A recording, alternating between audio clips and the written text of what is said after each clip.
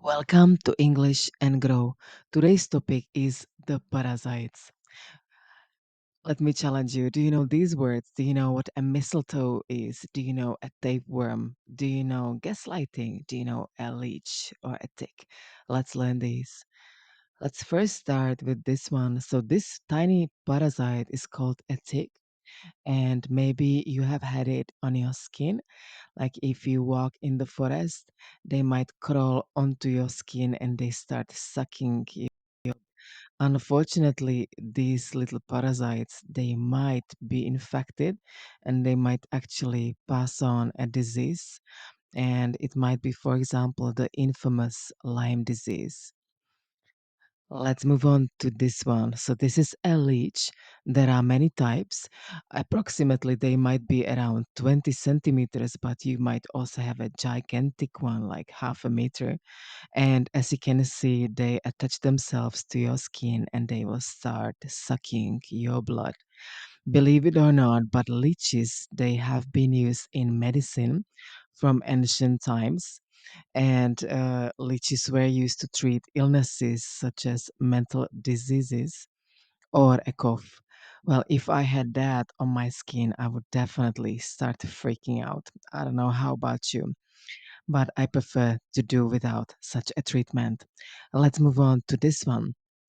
This is a tapeworm, and if you like raw fish in your sushi or if you like undercooked pork or beef, chances are you might actually be unlucky and eat meat with eggs of this tapeworm in them. I find it shocking, but seriously, tapeworm has also been used in a crazy way, and it was used actually as a slimming strategy. Anyway, let's move on to mistletoe. So, this wonderful and romantic symbol of Christmas is actually also a parasite.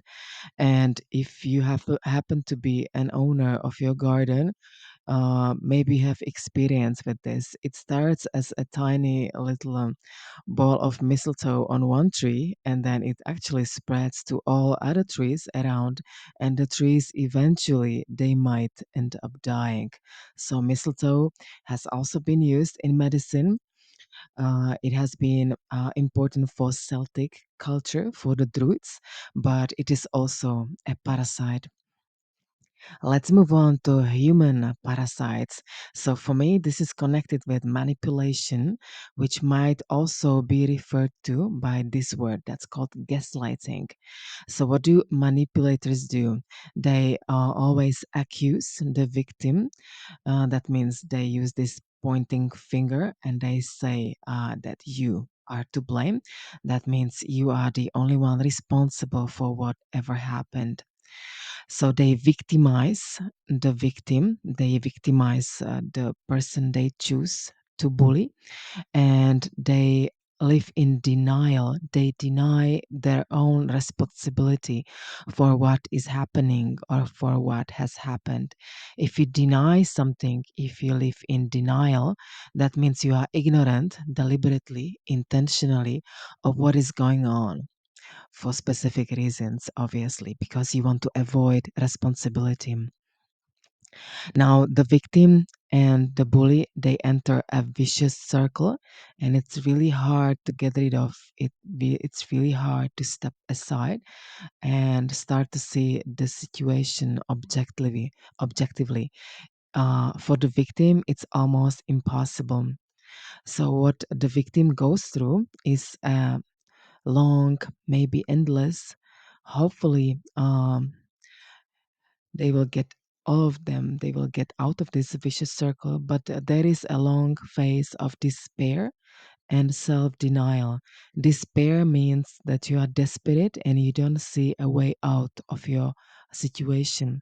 Now, hopefully, all the victims of bullying, of gaslighting, will experience some therapeutic breakthrough, either in the shape of a therapist or any other awakening. Now, the cure to all gaslighting is, as they say, self love and self esteem, so that you never enter such a vicious circle again. Now, what have you learned? Do you know what a mistletoe is? Do you know a tapeworm? Do you know leech and a tick? If you like my content, please like, comment, and subscribe. And most importantly, support me on my Patreon, English and Grow, for more videos, Zoom lessons, and language coaching. And if you ever struggle, remember every breath is a new beginning.